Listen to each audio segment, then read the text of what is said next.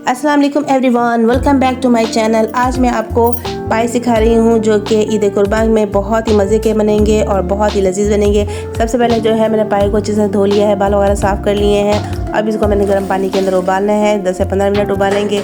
इसमें जो bad smell होती है, आपको मालूम है कि जो गायें कुर्बानी का गोश्त होता है उसको ज़्यादा हैंग नहीं करना होता, तो उसमें से जो ब्लड होता है वो निकलता नहीं है, तो वो हैवी होता है। और हैवी खाने को पकाने के लिए भी एक तरीका होता है जो है, मैं हूँ आपकी शेफ़ आमना और मैं आपको बताऊँगी कि किस तरह से आपने हैवी खाने को लाइट बनाना है। उसमें मसाले आपने बहुत ज़्यादा नहीं डालने, जैसे कि मैंने अभी इसको उबाल के और अब मैं भून रही हूँ। थोड़े से ऑयल में भूनना है, ज़्यादा ऑयल में नहीं करना ताकि ज़्यादा ग्रीसी आपका खाना ना हो जाए। इसमें 1 से 2 छोटी प्याज जो है उनको काट के हमने डालना है और इनको हम अच्छी तरह से भूनेंगे। जितना आप ज़्यादा पायों को भूनेंगे उतना उसका टेस्ट निकलेगा, उसके अंदर उसकी चिपचिपाहट निकलेगी, क्योंकि इसके बाद जब पक जाएंगे तो उसके बाद दोबारा भूनना नहीं होता। और कच्चे जब होते हैं पाए, इनको हमने खूब अच्छी तरह से भूना होता है। भून के इसके अंदर से जब खुशबू आना शुरू हो जाएगी तो फिर हम इसमें डालेंगे पानी।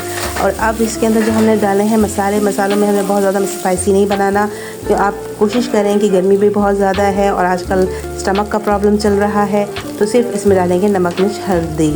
और इसमें ना धनिया डलेगा ना कुछ और, कुछ भी नहीं डालना।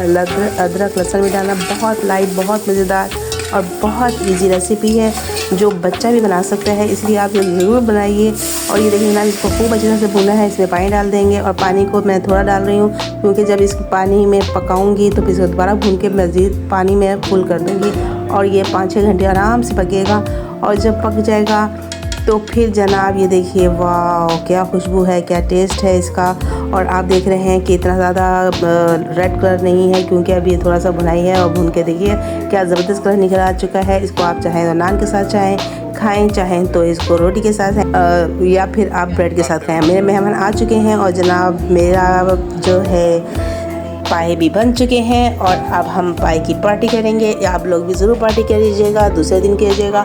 और ईद कुर्बान के दिन आपने लोगों को भी गोश्त बांटना है। Bye bye.